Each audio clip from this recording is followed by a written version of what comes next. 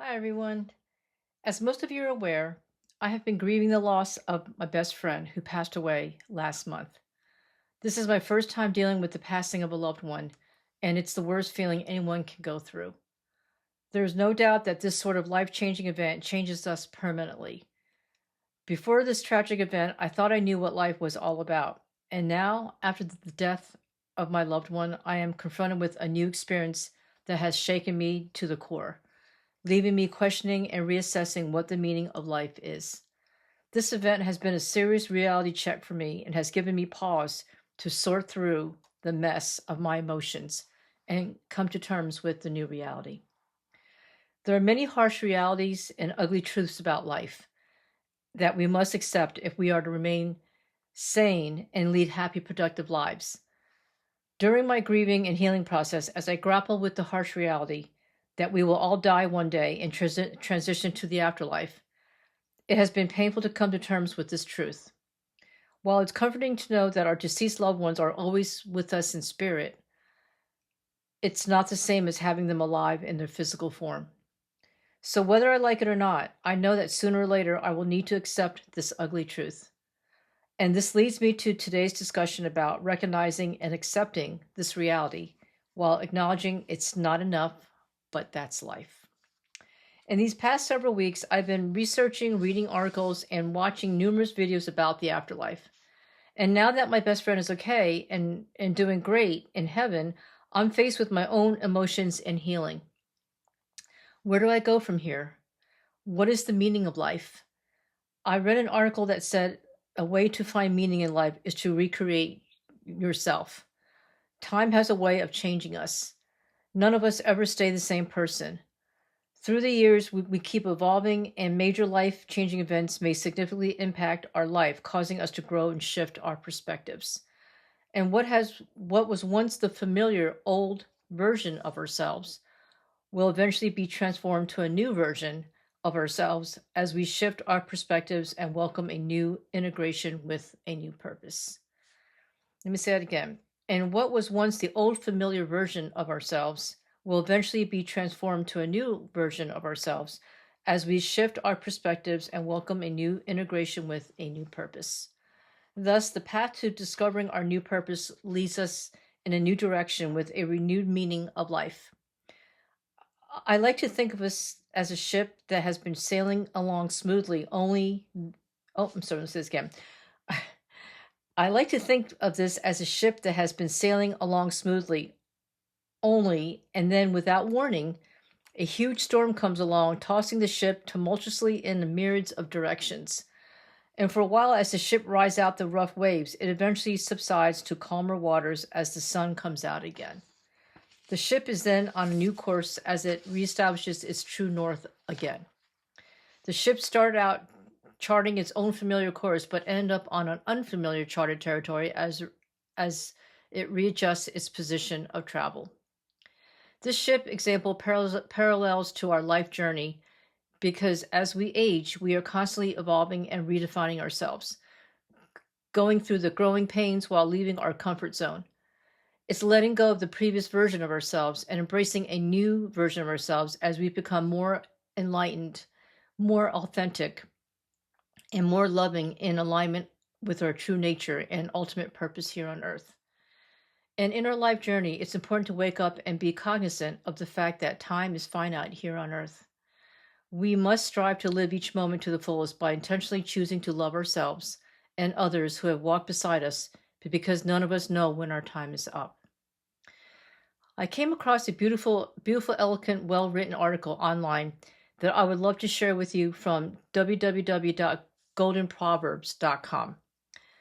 It provided me with a peaceful sense of closure and a much needed perspective as I heal through my grieving process. The title of the article is A Reason, a Season, or a Lifetime. And this is what the article said. People come into your life for a reason, a season, or a lifetime. When you figure out which one it is, you will know what to do for each person. When someone is in your life for a reason, it's usually to meet a need you have expressed. They have come to assist you through a difficulty, to provide you with guidance and support, to aid you physically, emotionally, or spiritually, They may seem like a godsend, and they are. They are there for a reason you need them to be.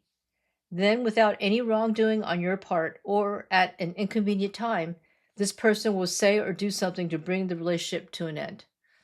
Sometimes they die, sometimes they walk away, sometimes they act up and force you to take a stand.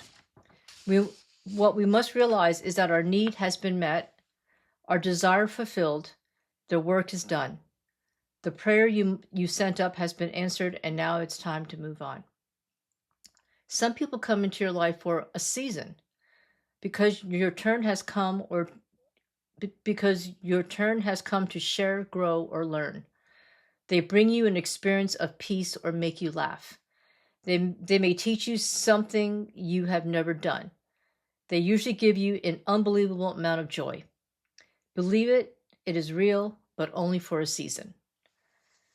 Lifetime relationships teach you lifetime lessons, things you must build upon in order to have a solid emotional foundation.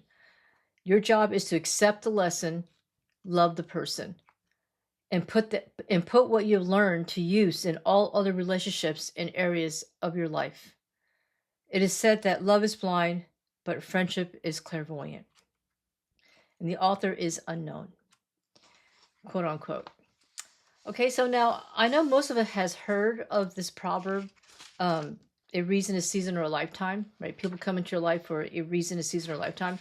But I've never read this version of it. Whoever wrote this explanation of what they feel it is, it's really, really, I find this version pretty interesting, and it resonates with me at this point in time with everything that I've been going through with the loss of my loved one.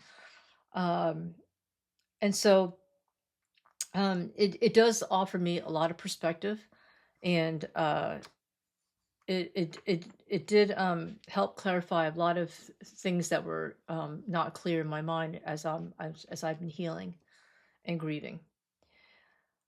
I hope this article brought some words of encouragement, healing, and a new perspective. Sooner or later, our journey will lead us to crossroads where we are faced with the harsh realities of life-changing events. Pain and joy are all part of our journey that we must fully learn to embrace and keep moving forward. In summary, although we may never get over the loss of our loved ones, we can learn to live with it by keeping them close in our hearts forever. As we mourn the loss of our loved ones one day at a time, maybe we can gain a new perspective and accept the inevitable changes in our life. It's important to be radically honest with ourselves about our profound excuse me, let me say this again. It's important to be radically honest with ourselves about our profound emotions of pain as we go through the grieving process. And while we know our loved ones are with us in spirit every day, it's okay to acknowledge our true feelings that being with us in spirit is not enough. And it's normal to miss our loved one's physical presence. So it's therapeutic to speak our truth and remember to be patient and kind to ourselves as we heal. I pray that we eventually find healing, grace, and peace. For now, no matter how long it takes, let's grieve and allow ourselves to feel our conflicted emotions of it is not enough, but that's life. Okay? So I hope all of you can resonate with this, and I hope that proverb I read, can offer also some encouragement to those of you who are also grieving. It's still a process. I am still in the woods of grieving, and it's just going to take a while. It's only been a little bit over a month, so I'm not over, not even close to being over this whole event. But it does help to learn about new perspectives of life and death. So anyway, I hope you like this video. If you do, please click like and click share. If you have any comments you'd like to share, please put them in the comments section below. And please remember to subscribe to my channel so you can be updated on all my future videos. Okay, so until next week, I'll see you guys again soon. Bye.